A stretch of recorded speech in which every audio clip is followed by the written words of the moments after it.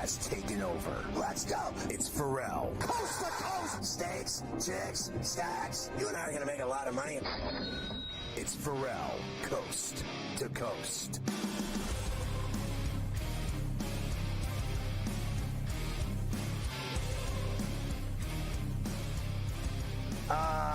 Look who it is. Tim Graham of The Athletic joining us. One of my all-time favorites in my career. And I got to ask you, seriously, dude, because you and I have been to a ton of fights, a lot of boxing.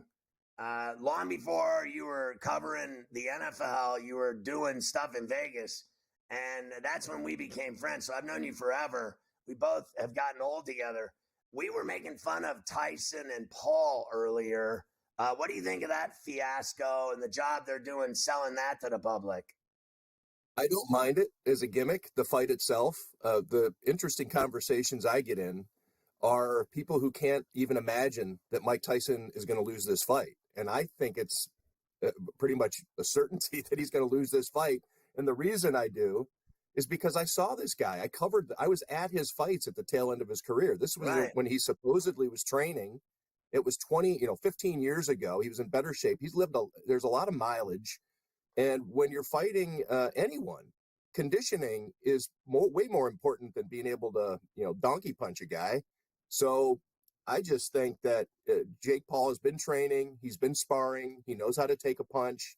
Mike Tyson isn't what he used to be. People are remembering that, but they're remembering the glory years. They're not remembering what it was like at the end. He was shot 15 years ago. I think Paul wins the fight. I do too, based on I saw his last fights with you, and he was mashed potatoes then. Yeah, I saw a fight in Louisville. I don't know if it was his last one, but he fought a guy in Louisville. I can't remember the guy's name, and I should be able to because I actually wrote about the fight. And Tyson was just sitting on the ropes, and he just quit. And he's just like, I don't want to do this anymore. I remember. McBride, I think, might have been the guy's name, or Sanders. Anyways, it was an embarrassment for him and the sport. And 15 years later, I don't think he got better. Yeah. So one last thought from you. When you think of your career in Vegas, how that town has changed and exploded into a sports mecca for everything across the board. They're building a baseball stadium. I don't think the NBA is far behind. The NHL and NFL are already entrenched there. College basketball, Final Fours, conference championship games, bowl games, the NFL draft, the Sphere, Formula One. Are you kidding me? Can you believe what that town's turned into from when you and I lived there? No, I can't. I mean, it makes sense. And when I was living there, we thought it made sense. But we were told over and over and over again by lawmakers, by the commissioners, by anybody who had a say that it would never happen. They were adamant. And it really wasn't until Daily Fantasy shattered a lot of barriers for gambling and making gambling legal that they threw up their hands and said, we can't compete with this. We're just going to have to do it. But I left Las Vegas for Buffalo in part because Vegas was never, underscore, boldface, italic, never going to be a major league city. And here it is. You mentioned the NBA being far behind. I think you could argue the NBA is already there with all the different things that they do with their, the NBA kind of was the first there, even though there's not a team. But yeah, for everything there, the Formula One race was also something. The city was never going to allow that to happen because they didn't want to shut down the strip. And now you look at it, all these years later, it's, of course, we're going to have Formula One there, and we're to shut down the strip. I mean, they shut down the city for that race. They shut down the city. They don't care about anybody when that thing comes to town and all those celebrities. Let's talk about your Bills game this week. It's phenomenal. I know you probably heard me talking about I got to go to some restaurant, and I'm not going to be able to watch it in an ideal setting filled with liquor and foul language. I'm going to be in some 5-star restaurant, so I'm going to ruin that experience for the people I'm going to dinner with. I'm planning that. But what was your thought when you heard today that Butker can't play in the game? Because he's a huge piece to their winning. Sure is. He is almost one of those, it's a psychological thing with Harrison Butker. When he comes out on the field, game over. And for a Bills fan, he's the guy who sent 13 seconds into overtime. If not for Harrison Butker, 13 seconds isn't a pejorative here in Western New York. They won by 3 points last year in the playoffs here in Orchard Park. So, yeah, Butker being out. Now, the Bills' luck, or the cynic, the bad luck Bills, or the people who throw up their hands regarding the Chiefs and all the breaks that they get. Now watch Schrader come in and just be, lights out. But yeah, it's a huge loss, I think, psychologically and in terms of the actual chances of the Chiefs winning, that Butker's not there. Have you ever seen anything like this kryptonite for them, that they can beat them in regular season games in Arrowhead or in Orchard Park, and then in the playoffs they can't beat them to save their ass? Yeah, they're that close. I mean, the teams are that good. They're both elite teams. And I think it's coincidental of when it happens, when the Bills win in the regular season and can't get past them in the playoffs. It's just been a series of events. I don't think you can look at it as any kind of, as something that the Bills are doing wrong. Obviously the collapse with 13 seconds 3 years ago in Arrowhead Stadium, that's never going to repeat itself. And the Bills shot themselves in the foot as much as the Chiefs played elite there towards the end. The sublime offense that Andy Reid and Patrick Mahomes and Travis Kelce were able to orchestrate.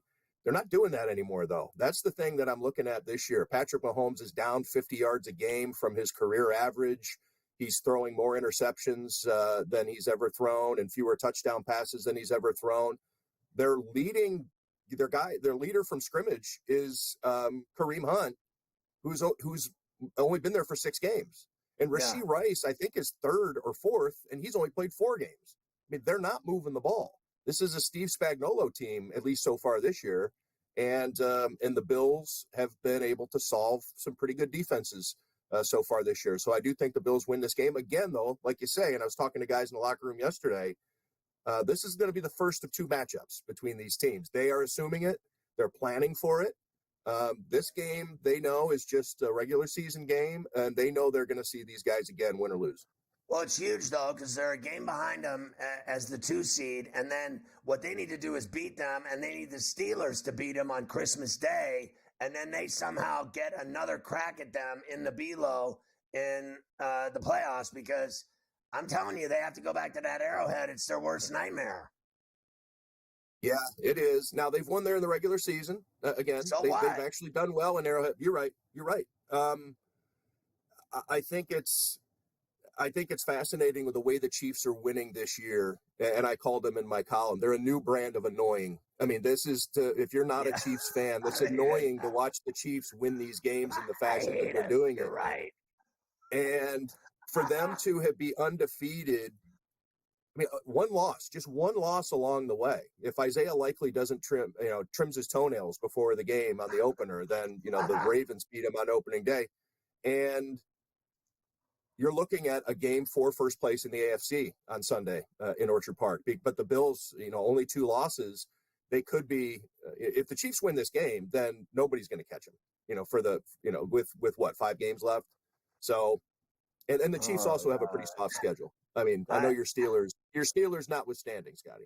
Yeah, listen, I'm going to that game. I'm going to Steelers-Ravens, and it is like a rush. I said earlier, rush, baby. Going to watch the Steelers play this Lamar Jackson in Pittsburgh. It's like nothing else. Tim, it's great to see you. You're fantastic. You're awesome. We love it. Check out Tim's work in The Athletic. Enjoy the game Sunday in the Below. We'll see you again soon, Tim. And always great having you on.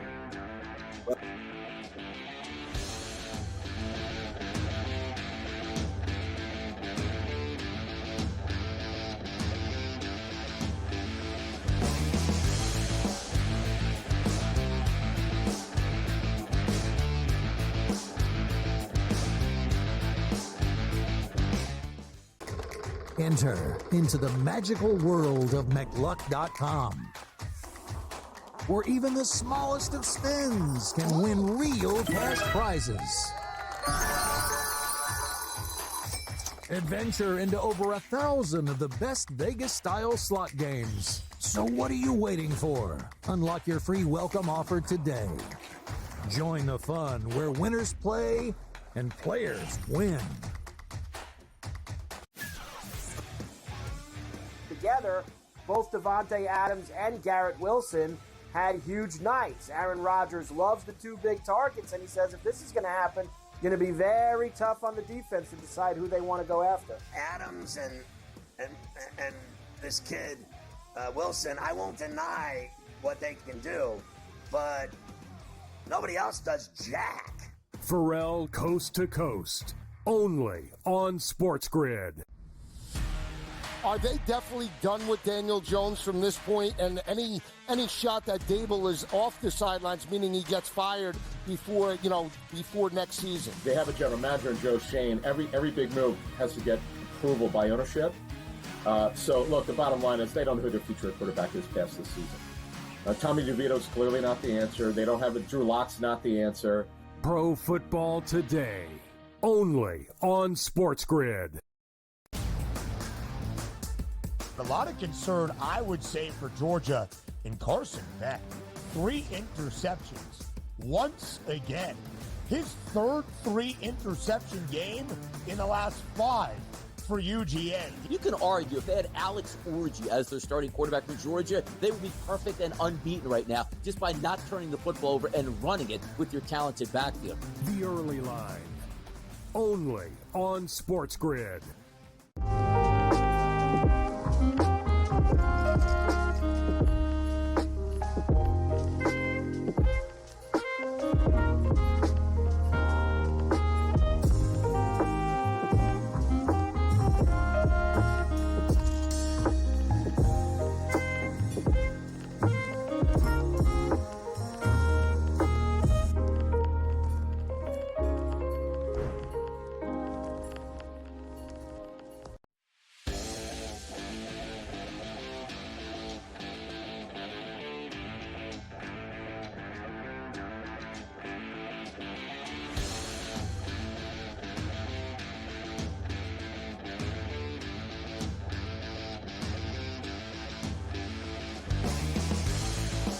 As famous Damus would say, Carver High, the pain is everywhere. It's everywhere. I have It is pain everywhere. It's everywhere. It's pain you get. Never good when you have that. But you had 20 last night, so that's okay. You could take Pain is everywhere. It's everywhere. You have 20. We have some college football to get to. Ooh. There's only one game tonight. Not exactly a barn burner. East Carolina and Tulsa getting together in the American. Minus 14.5 for ECU on the road. I've actually seen it get to 15 in some spots. 62.5 the total. Tulsa 3-6 this year. They stink. ECU's actually been pretty good since they chopped the head coach. Yeah, their offense is explosive. They score a lot. They're more exciting for sure. I just have this sneaking suspicion, though, that number, right, at 14 and a hook on the road in Tulsa, place is going to be lit. Do they stumble tonight and barely get by this Tulsa team? Is Tulsa going to be in the game? They've been awful, but East Carolina's been way better than Tulsa. There's no doubt about it. That's why that number's so big, right? But I just have this weird feeling they won't cover it. I mean, we've seen it last night, right? Akron, they covered the 15 and a hook that I got it at. Hell, they covered the 14. So, there's been blowouts this week. Fair enough. Do you think this is going to be a blowout? I don't. I think East Carolina, everything's been going great for them. Now they're on the road in Tulsa. This is it for Tulsa. They either win this game or their season's over because you got to win 6 to get a bowl game. They're not, they'd go 6-6. They got 3 games left. They got to win all 3 of them. So they better win tonight or, it's fork time. I like the over. Honestly, I think that's the only place where I'm going to live in this game. I think we can get upwards of 65 points in here. Whether that's a game where both teams are scoring and they get in the 30s or a blowout on one side, one in the 40s, one in the 20s. I think we can get over that number there. So that's where I'll live. I wanted to give you this today because I haven't gotten to these this week, which was the updated numbers for these conferences as we come down the stretch here. First of all, ACC. It is Miami, still the favorite at minus 105. plus 165 for SMU, plus 380 for Clemson. And I wanted to go back through some of the tiebreakers, Scotty. Miami just needs to win out, and they will be in the ACC title game. They do not need help from anybody, which is why they are still the favorites. Well, look, what do they got? They got Virginia, right? And Syracuse. And I think, frankly, both are problematic for Miami. Now, I think, my guess would be they'll bounce back against Virginia after losing to Georgia Tech. And then the troublesome game for me, as I've said a number of times, is at Syracuse against that team. The Orange are decent. They win. They win in overtime. They win close games. They have a quarterback. They're not that bad. I'm not sitting here acting like they're, world beaters, but that could be a problematic game for them. Look, the Georgia Tech game was a nightmare for them on the road. What makes you think it's going to be easy going up there? Won't be easy at all. In the SEC right now, and there's still a lot of scenarios here in the SEC, Texas is the favorite at plus 110, really because they have the easiest path to even play in the title game. And look, you still have some teams down there, and I read this last night. Believe it or not, there is a scenario, and it's not that far-fetched, where LSU can still make the title game. They're 30-1 to win the conference. They need just all the favorites to win these last 3 weeks in the SEC. There'd be a 6-way tie for second. All the teams would be 6-2. And believe it or not, LSU would win that tiebreaker of all the 6-way tie of 6-2 teams. So that's why you still have so many teams up on that board. How is that even possible? You're right, considering how they got smashed by Alabama last Saturday. But whatever their charts and graphs are for 6-team ties to get into the championship game, LSU. Now, look. I had a hard time believing that. We've seen plenty of upsets this year. So to think that the favorites are going to win every game in the SEC the last 3 weeks, hard to believe. So, but I'm just telling you, it's a scenario that is still in play. That's why they are still listed on the board, so we could get that.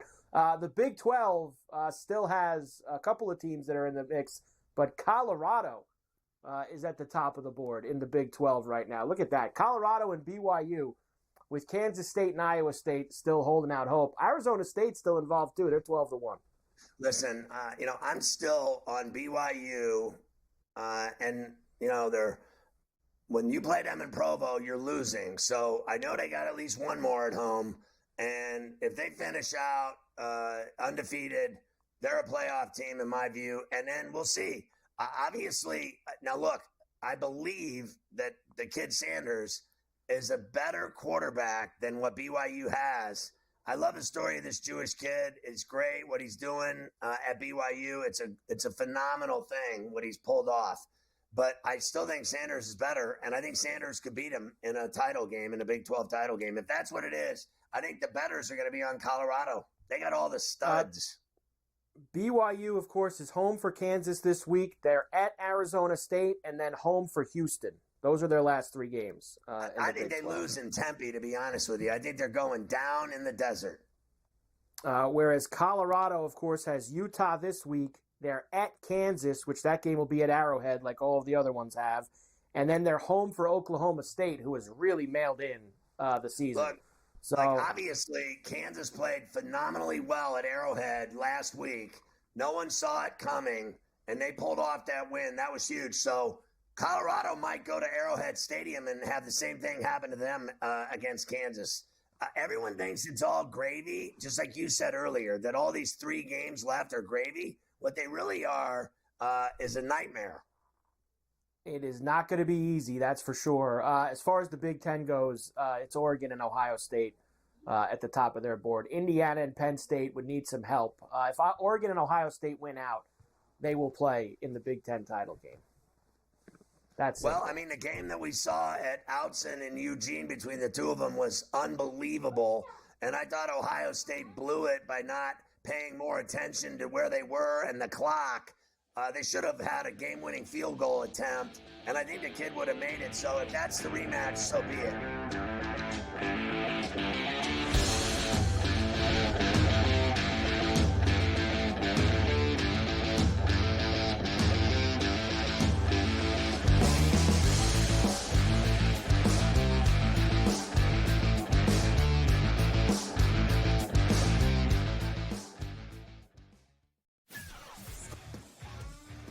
together, both Devontae Adams and Garrett Wilson had huge nights. Aaron Rodgers loves the two big targets, and he says if this is going to happen, going to be very tough on the defense to decide who they want to go after. Adams and this kid, Wilson, I won't deny what they can do, but nobody else does jack. Ferrall Coast to Coast, only on SportsGrid. Grandma Bear, who owns the football team, probably comes in, gives a little, "Oh, man, you're such a good little boy out there. Congratulations, the way you coach this football team. I'm never going to fire you." Quarterly, I missed you pinching your own cheek as I was looking down and did not know we were getting. "Oh, Donnie, you got such a good show there with that guy named Ben." Like, that's what your grandma would do to you when you go see her on Thanksgiving or Christmas, The Early Line, only on SportsGrid. Anyone that's been to a sporting event, the atmosphere before a game, I think Game Time Decisions has that same exact atmosphere. This is our arena. This is what we do. There is going to be an energy to Game Time Decisions that you will feel night in and night out. The excitement you get when you lock your bets in, when you're figuring out what you want to do, we can zone in on the biggest games each night. I want this to be the place that people come to before the games start so they feel as ready as possible to lock in their cards. We are going to hit every single one of those markets that you need to know about. We're going to go through every single thing, and I've got a great team behind me that's going to help me get the job done. There is not going to be a better place, I promise you, than Game Time Decisions to get that new information, react to it, and be able to then bet accordingly. We will have everything at our disposal, and we will use that to our advantage. I'm Kevin Walsh. Tune into Game Time Decisions from 6 to 8 p.m. Eastern on SportsGrid.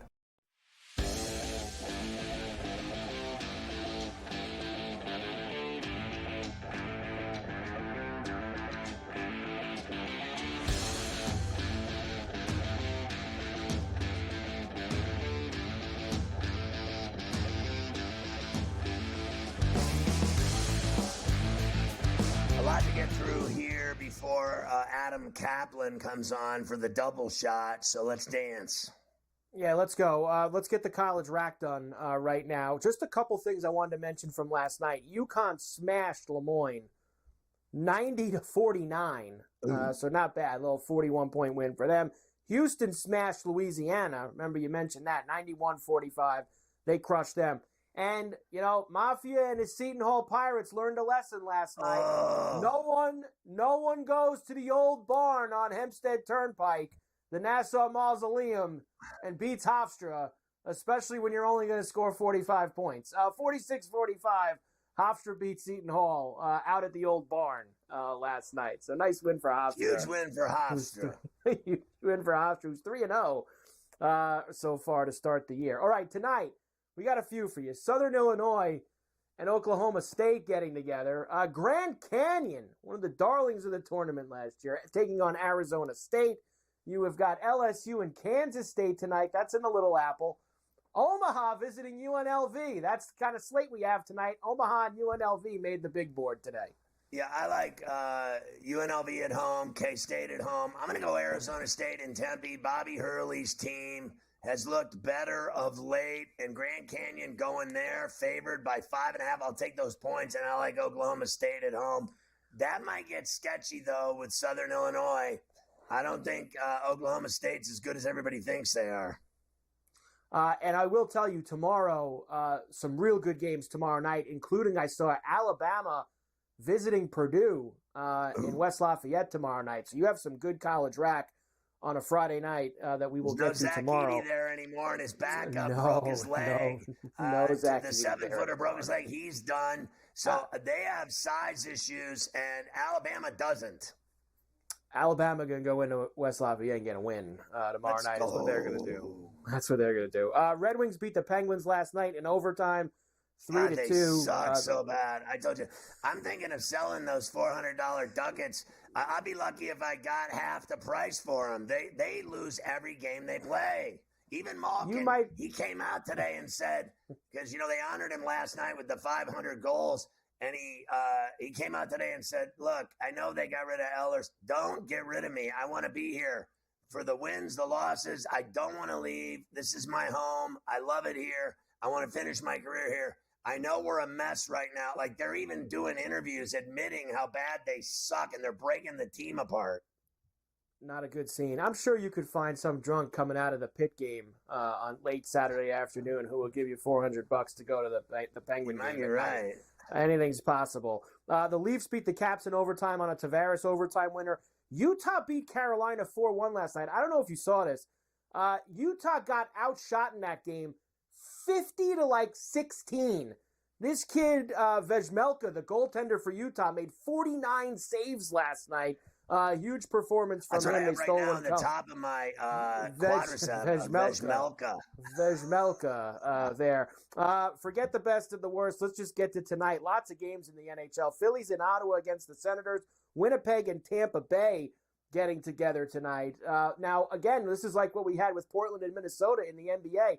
Devils stay in South Florida to play the Panthers again. They just played them there the other night and beat them. You also have the Sharks at the Garden against the Rangers. The Blues are in Buffalo against the Sabres. So, I mean, they really did kick their ass 4-1. So give me that goal and a half if I can get my hands on it with the Devils. I like the Rangers on the puck line tonight at the Garden. They're going to win. I like the Blues at like plus 140 in Buffalo. I like the Jets at plus money at Emily against Tampa. And I like Ottawa at home over Philly. Boston is in Dallas tonight against the Stars. Montreal is in Minnesota. Nashville's in Edmonton. The Islanders are in Vancouver, still on their Western Canada trip. And the Blackhawks are in Seattle against the Kraken. I'm going massively rogue here. Bruins with the upset at $1.50 in Dallas, right? Give me the Wild at home.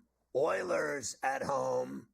Canucks at home. And I'm going to go again, Rogie Vachon. Give me the rogue pick, Blackhawks plus $1.40 in Climate Pledge in Seattle to upset the Kraken. They have almost identical records. The Blackhawks aren't that bad. Everyone just thinks they are. Islanders lose in Vancouver tonight. They were able. You might get that goal and a half like you did in Edmonton the other night, but the Islanders lose again in Vancouver. Disastrous trip for them. All right, Carver. Hi. I got to work with Kaplan here, so good luck to you, sir.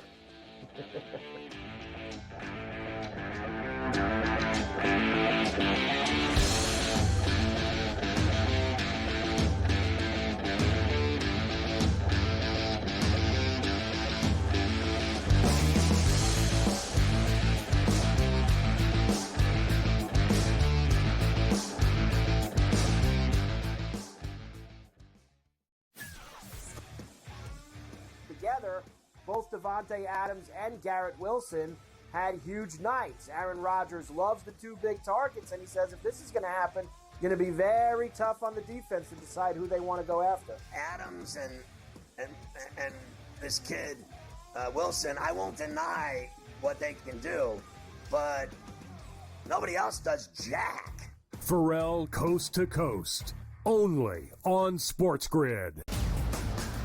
Grandma Bear, who owns the football team, probably comes in, gives a little, oh, man, you're such a good little boy out there. Congratulations, the way you coach this football team. I'm never going to fire you. Quarterly, I missed you pinching your own cheek as I was looking down and did not know we were getting. Oh, Donnie, you got such a good show there with that guy named Ben. Like, that's what your grandma would do to you when you go see her on Thanksgiving or Christmas, The Early Line, only on SportsGrid. Anyone that's been to a sporting event, the atmosphere before a game, I think Game Time Decisions has that same exact atmosphere. This is our arena. This is what we do. There is going to be an energy to Game Time Decisions that you will feel night in and night out. The excitement you get when you lock your bets in, when you're figuring out what you want to do, we can zone in on the biggest games each night. I want this to be the place that people come to before the game starts so they feel as ready as possible to lock in their cards. We are going to hit every single one of those markets that you need to know about. We're going to go through every single thing, and I've got a great team behind me that's going to help me get the job done. There is not going to be a better place, I promise you, than Game Time Decisions to get that new information, react to it, and be able to then bet accordingly. We will have everything at our disposal, and we will use that to our advantage. I'm Kevin Walsh. Tune into Game Time Decisions from 6 to 8 p.m. Eastern on SportsGrid.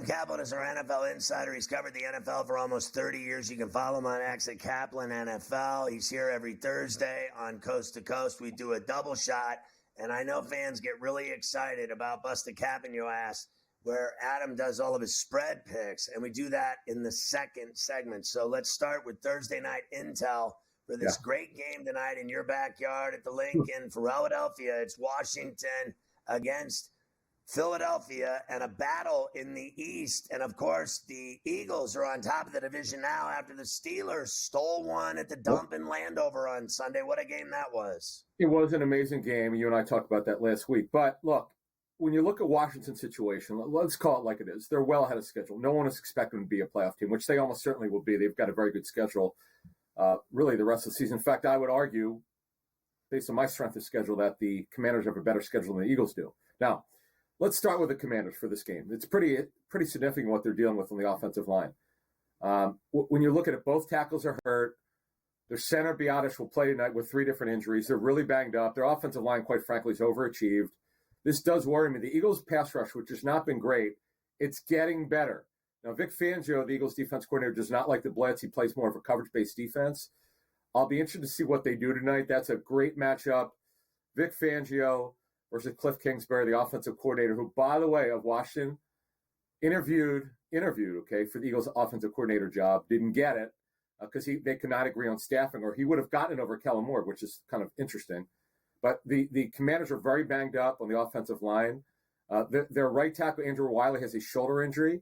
They thought he was going to start last week. He wound up not playing at the last minute, so they had to make a last-minute change and help out Trent Scott at right tackle. Their left tackle, it just depends who's available. I'm told Cornelius Lucas, they felt a lot better about him playing this week than last week. Brandon Coleman, their rookie out of TCU, who they like a lot, who could play guard, right tackle, and left tackle. They want him to be their left tackle. He now has a shoulder injury. So, Scott, we'll get to the Eagles in a minute, but we sum up the Commanders' issues. Right now, they're all on offense, save for one issue. Marshawn Lattimore will not play. He has yet to practice in the last 3 weeks. In fact, it's been almost 4 weeks since he's practiced. Going back 8 years, Scott, he's had hamstring problems throughout his career, going back to Ohio State, and he's not playing. They don't have an exact timeline. First, they want to get him into practice first so he can learn the scheme and then decide exactly when he's going to play. But he's not playing tonight. Sanders still, their second rounder, who I'm told will move to nickel once Lattimore's ready to play on the outside. He's still going to play on the outside right now. Mike Sanders still, their outstanding second rounder out of Michigan at corner. Well, I mean, they got this guy to shore up their back end and be ready for the playoffs. Do you believe that the loss to Pittsburgh, coupled with a loss tonight, if they lose in Philly to the Eagles, which could very well happen, would create a snowball effect where they'd be starting to look possibly like they could be in trouble? Because there's a lot of good teams in the NFC, and they went out and gave up 3 draft picks for Lattimore, and the guy's got a shot hamstring. He's a shutdown guy. There's no doubt about it, but I can tell you I was licking my chops. He wasn't playing against Pittsburgh last week, and they went in and won the game. I mean, Scott, we talked about this last Thursday when I told you it wasn't out yet, but what I was hearing, he wasn't going to play. In fact, they didn't have an exact timeline. We're still there. We're still there. You don't know exactly. Now, here's the thing, though, when you look at this game. Dan Quinn is a really good head coach. You know what happened in Atlanta? He really should have won that Super Bowl. I think we all know that against the Patriots. Somehow they lost, but there's a major buy-in. They don't have a lot of talented players, but what they think internally is there's a major buy-in from the players with these schemes and the coaching staff. They play with a lot of discipline. Now, on your point about what would happen if they lose this game, could there be a snowball effect? They had the emotional win, a shocking win at the end. We know what happened against Chicago. That game they shouldn't have won on a Hail Mary. You have that extremely physical and tough game. They blew a 10-point lead, Scott, on your point. Very physical game that they lost last week to your Steelers. Now, it's not like they're going far here. They're taking a train ride, which is 2.5 hours. But it's just the physical toll that it takes on you. And to me, the Eagles right now are the team that should have. I don't see them struggling tonight. It'll be a competitive game, and we know these Thursday night games you never really know. And division-wise, the Eagles and Washington have not been good at the same time in well over a decade. That's how significant this game is.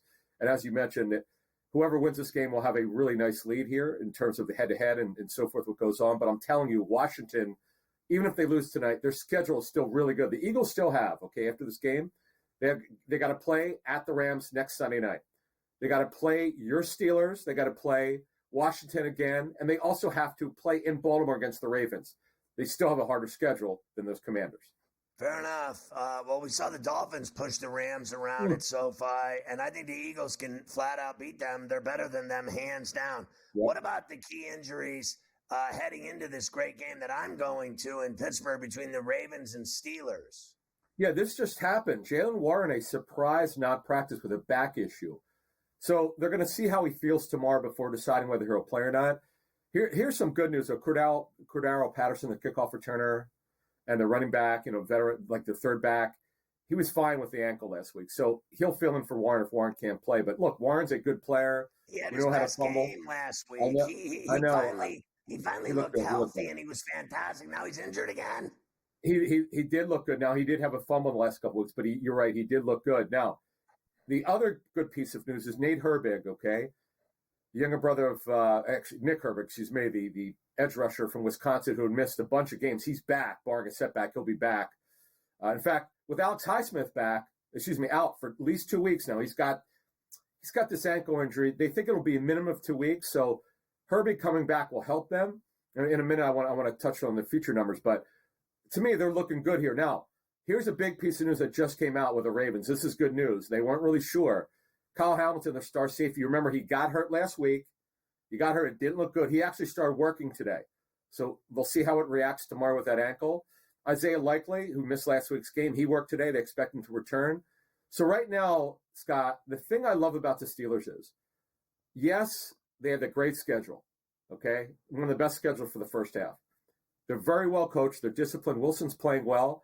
And look at their future number, Scott. Plus 210. I know their schedule's getting harder. But, Tomlin always gets them playing well in November, December, just about. And to me, that plus 210 is a very good value.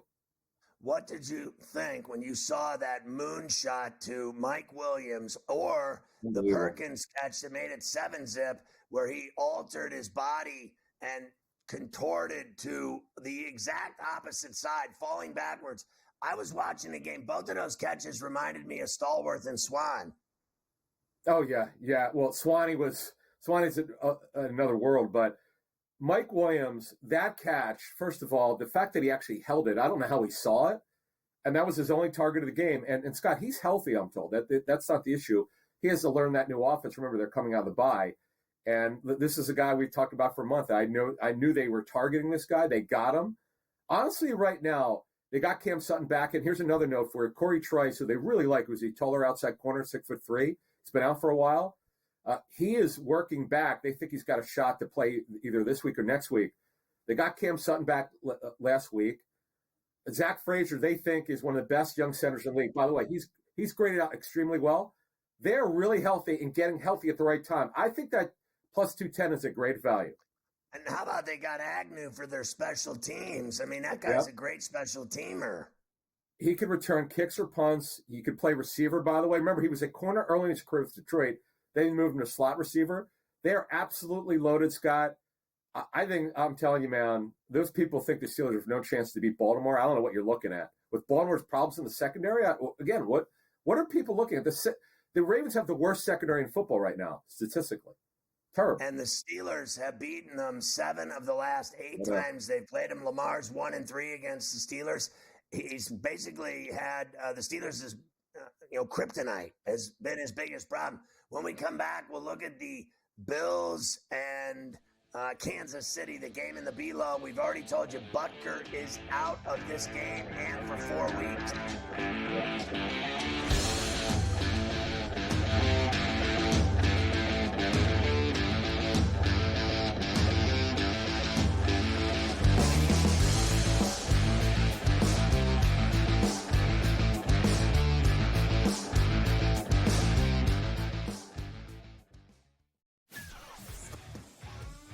Together, both Devontae Adams and Garrett Wilson had huge nights. Aaron Rodgers loves the 2 big targets, and he says if this is going to happen, it's going to be very tough on the defense to decide who they want to go after. Adams and this kid, Wilson, I won't deny what they can do, but Nobody else does jack. Ferrall Coast to Coast, only on SportsGrid.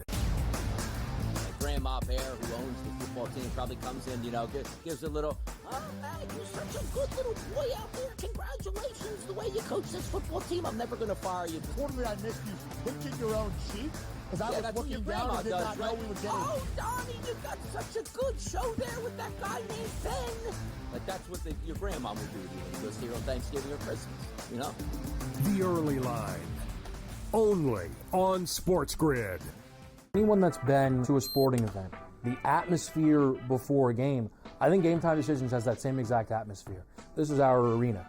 This is what we do. There is going to be an energy to Game Time Decisions that you will feel night in and night out. The excitement you get when you lock your bets in, when you're figuring out what you want to do, we can zone in on the biggest games each night. I want this to be the place that people come to before the games start so they feel as ready as possible to lock in their cards. We are going to hit every single one of those markets that you need to know about. We're going to go through every single thing, and I've got a great team behind me that's going to help me get the job done. There is not going to be a better place, I promise you, than Game Time Decisions to get that new information, react to it, and be able to then bet accordingly. We will have everything at our disposal, and we will use that to our advantage.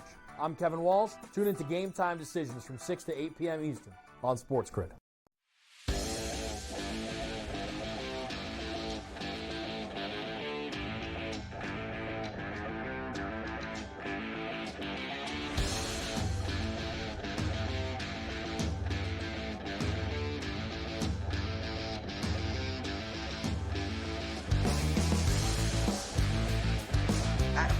Our NFL Insider is very popular on Thursdays, in particular with Bust a Cap in Your Ass coming up right around the corner doing push-ups. We're talking first, though, about the Chiefs and Bills in the B-Low.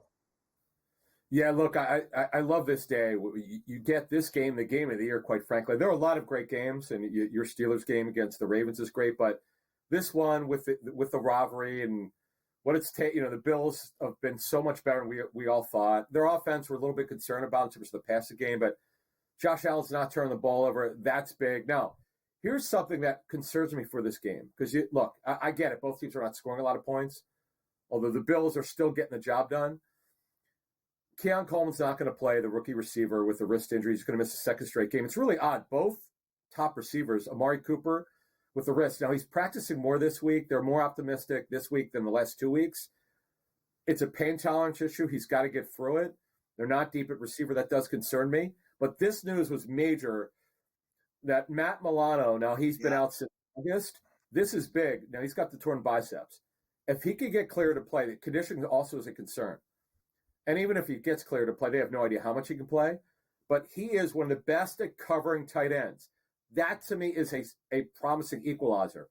If you could get Milano, who in the past is going to be on Travis Kelce a lot, that is major. Not having him is just, look, I give them credit. The defense still has been really good.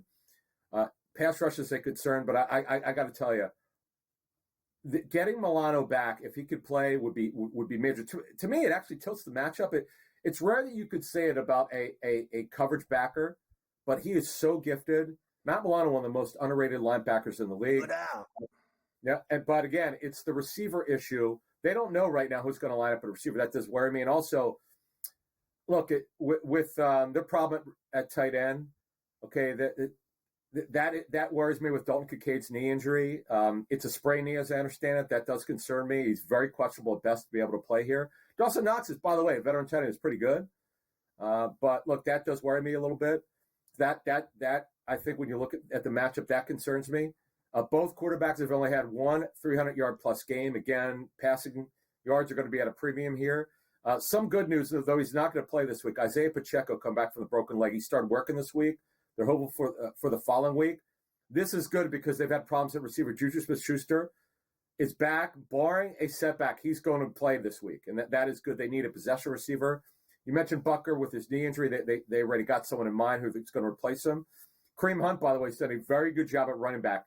Scott, he's had kind of a renaissance, okay? He's done a great job. We remember when he was drafted by them in 2017. So they are much healthier right now than the Bills. To me, watch the receiver group and see who's going to dress on Sunday. Yeah, and we for like the third time are saying this Butker being out of their cog, it really hurts them. This guy is a game-changing kicker. Yep. He wins games for them.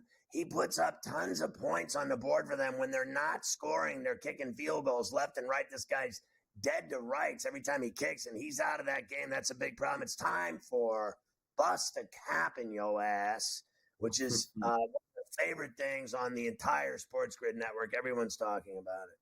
All right, the 1 o'clock games. Green Bay is at Chicago at Soldier Field. Packers are laying 5. Yeah, new offensive coordinator. Thomas Brown, by the way, has called plays before in Carolina at this level, but they're an absolute kind of like in shambles. Chicago, they're in a, you want to talk about culture? They got issues going on. Packers will get the job done and cover it. Jacksonville's at Ford Field. The Lions are laying 2 touchdowns. I know. But Jacksonville, they're another team that's an absolute mess. We know that the dogs over 7.5 are covering at a strong rate. Jacksonville is almost to the non-competitive standpoint here, particularly on the road.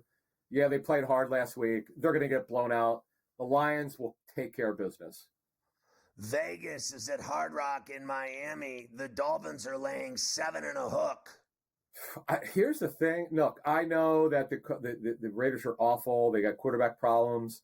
Miami went to an emotional game. They were unbelievable. Their best defensive performance. I can't look. I can't back either team. I have to take one. It's Miami, but I don't trust them in a spot like this. To me, now they know they got to win every game the rest of the season to be able to get in the playoffs. But I don't trust the Dolphins. But I'll go with them. Rams at Gillette against the Pats. The Rams are laying 4.5. They look terrible Monday. I know the Dolphins' defense was unbelievable. I expect them to bounce back in a big way, and I give the Patriots credit. They were very game last week. Good job, but against a reeling Bears team, Rams are going to take care of business and bounce back in a big way. Saints at home laying 1 to the Browns at the Superdome. I like the Browns coming back here off their bye. Jameis, don't turn the ball over against his former team.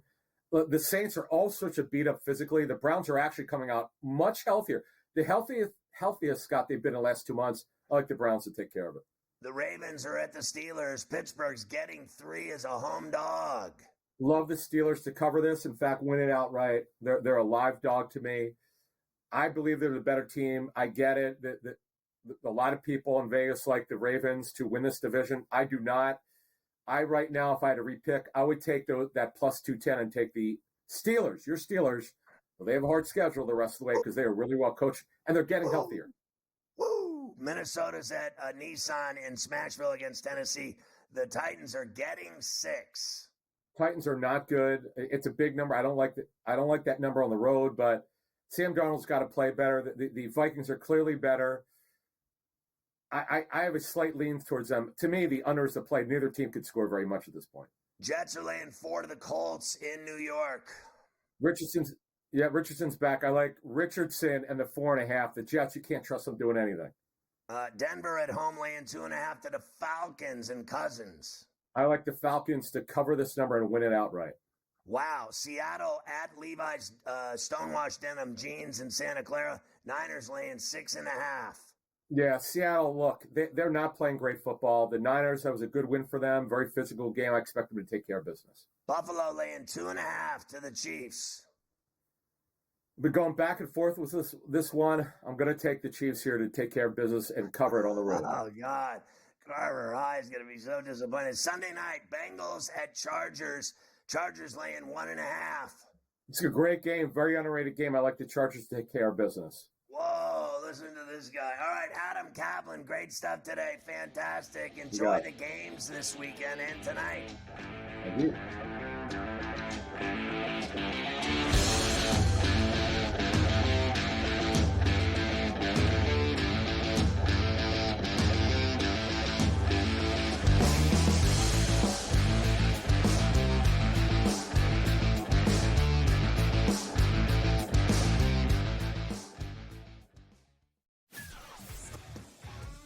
Together, both Devontae Adams and Garrett Wilson had huge nights. Aaron Rodgers loves the 2 big targets, and he says if this is going to happen, it's going to be very tough on the defense to decide who they want to go after. Adams and this kid, Wilson, I won't deny what they can do, but nobody else does jack. Ferrall Coast to Coast, only on SportsGrid. Grandma Bear, who owns the football team, probably comes in, gives a little, oh, man, you're such a good little boy out there. Congratulations, the way you coach this football team. I'm never going to fire you. Quarterly, I missed you pinching your own cheek. As I was looking down and did not know we were getting. Oh, Donnie, you got such a good show there with that guy named Ben. Like, that's what your grandma would do to you when you was here on Thanksgiving or Christmas, The Early Line, only on SportsGrid. Anyone that's been to a sporting event, the atmosphere before a game, I think Game Time Decisions has that same exact atmosphere. This is our arena. This is what we do. There is going to be an energy to Game Time Decisions that you will feel night in and night out. The excitement you get when you lock your bets in, when you're figuring out what you want to do, we can zone in on the biggest games each night. I want this to be the place that people come to before the games start so they feel as ready as possible to lock in their cards. We are going to hit every single one of those markets that you need to know about. We're going to go through every single thing, and I've got a great team behind me that's going to help me get the job done. There is not going to be a better place, I promise you, than Game Time Decisions to get that new information, react to it, and be able to then bet accordingly. We will have everything at our disposal, and we will use that to our advantage. I'm Kevin Walsh. Tune into Game Time Decisions from 6 to 8 p.m. Eastern on SportsGrid.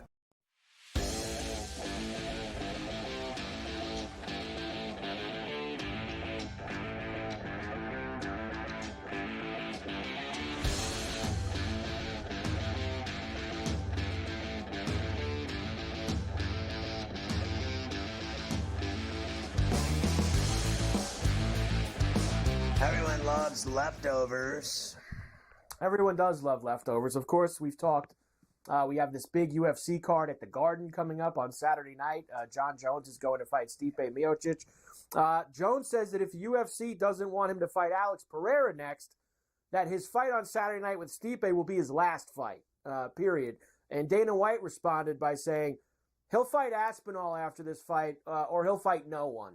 So it seems like we have an old-fashioned standoff between Jones and Dana White. That's what it sounds like to me. Now, Mafia says Jones and McGregor are the two guys that Dana usually bends over backwards for now, and Mafia would know more than me any day of the week on this. But I also know that this guy never fights anymore, so why would Dana care if he doesn't fight? Like, he's built this deal he's got now where they're on every week, and they're on, like, he's done all that with Jones not fighting, so what do he care what that guy does? Go get arrested again. You might as well just go say it to him, right? My favorite part of the UFC is highlights. Exactly. The Tampa Rays will play their entire 2025 home season at Steinbrenner Field in Tampa, the spring training home, of course, of the Yankees, which I will say is probably the most, I would say the best spring training field in Florida. If you were going to play Major League games at them, that's probably the one to do it. And I saw Hal's big statement today with, I know it's a rival, but we got to help everyone in need, and we got to do this. And so he's making $15 million for doing it. Right. So it's not just out of the goodness of his own heart, Hal, that he's going to have the Tampa. But, they're actually playing in Tampa now. They weren't playing in Tampa when they were at the Trop. They were in St. Petersburg. Right, you're right. So now they can actually play in Tampa. It's easier to get to the game. It's easier to get to the game. ESPN announced an opening day doubleheader for the Major League Baseball season. The Brewers at the Yankees and the Tigers at the Dodgers. Will start things off. Action. Well, interleague action on both sides to get things going. Did you see this guy? UEFA opened an investigation into one of their refs, David Coote, over a new video surfacing of him snorting blow at a hotel during the Euros last summer. Your boy finished the ref. He's not going to be able to get out of that one. They got him. So the guy can't do any gaggers at the hotel room? Like, what's the problem there? I mean, it's not like he was walking on the field with the players. He was in the hotel. No, we don't condone any of that. That's not going to happen. Lindsey Vonn, coming out of retirement at 40 years old, she hasn't competed It's been 6 years since her last Olympics. She will rejoin the United States ski team, I would guess, in hopes of being 2026, which is the next Winter Olympics. She's 40 years old, for Christ's sakes. Correct. Like, this is not going to go well. Like, I'm sorry. I love Lindsey Vonn. She's a badass, but there's no 40-year-old women winning World Cup races. I'm telling you, they don't. Not. Or Olympics. 40 years old, she's going to start winning again? Really? I love Lindsey Vonn. Badass. But, like, she hasn't done it in 6 years. She broke every bone in her body 15 times over. She's like she's like a cripple. She will try, though. Try again. And finally, there's been whispers about John Gruden trying to get back into the NFL. You're right. Instead, he's going to get into the mediascape. Multi-year deal with Barstool Sports for John. So he's going to be back in front of everybody's face fairly quickly. You know, it's a long way down the hall from ESPN. It's a long way down the hall indeed. There you go. Leftovers for today. All right. Ferrall finished. Florida school cafeteria worker allegedly sent a student a photo of her unclothed breast. We can't have this type of behavior at the middle school. Can we just not take the nude photos and send them to kids? Tekashi, 6'9", thrown in jail after showing up to court an hour late and testing positive for bathtub meth. My man, Tech 9, 6'9". You ever seen this kid with the tattoos on his face? New York mom and 2 young kids, including a 5-month-old baby, dead after jumping into the Niagara Falls. Like, you know, what are you going to do? Take the whole family down there and jump? Maniac flyer viciously beats a deaf, non-verbal passenger into a bloody pulp on a United flight in an unprovoked attack. Nothing like beating the crap out of some deaf guy that can't speak. What were you, having a problem with him? You didn't like his attitude? GTD is next. Go to FerrallOnTheBench.com for everything else. We'll see you tomorrow at 3:30 on Coast to Coast.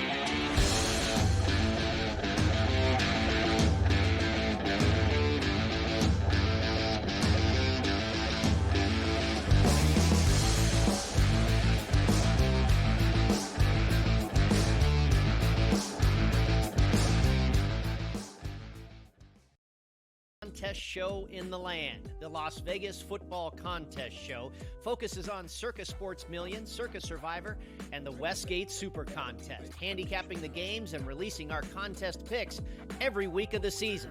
With 2 former Super Contest winners, Brady Cannon and James Salinas, a former NFL player, Mike Pritchard, and over $1 million in contest prize money won combined, the Las Vegas Football Contest Show will have you prepared this season like none other.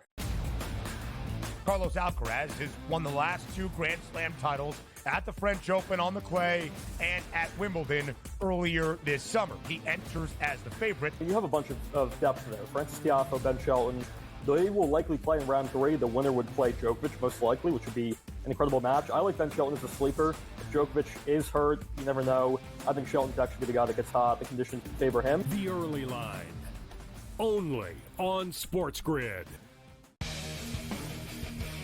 When you're really, really amazing like this, people kind of take it for granted. Same with Ohtani, right? People will sort of see, oh, Ohtani did this, Ohtani did that, and it sort of, becomes normalized a little bit. But to put in context, Aaron Judge joins the 1,000 hit club, reaches, gets it done. So earlier this month, he was the fastest player to reach 300 home runs ever. Sports Rage Late Night, only on SportsGrid.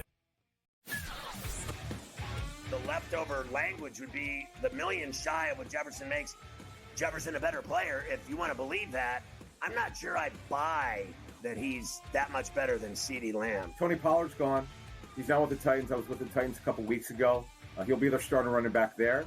They're going a different direction in Dallas, but it's all about CeeDee Lamb right now, the first of the other deals that they have to get done. Ferrall Coast to Coast, only on